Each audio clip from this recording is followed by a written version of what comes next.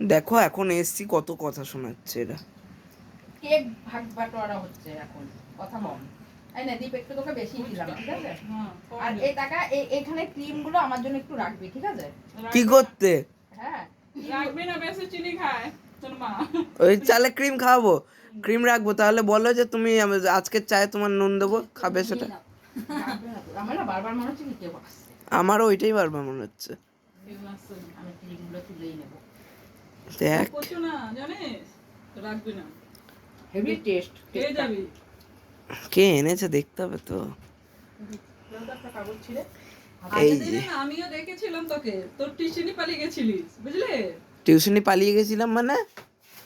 তোর মা বললো নাই দীপ টিউশনি চলে গেছে। হ্যাঁ। তখন তো আন্টি এখান থেকে আমার জন্য কেকটা নিয়ে এসেছে। হ্যাঁ তো আমি কি করব বলো, আন্টি একবার আমায় কল করবে না কিছু না। ভেতরে কেকটা ছিল। হ্যাঁ শক্ত হয়ে গেছিল। শক্ত ছিল। এটা দেখো তো কিরম নরম তুল তুলে। এই খালি বোতল ছিল, বোতলটা কোথায় গেল? বোতল নিয়ে পালিয়েছি, টাটা।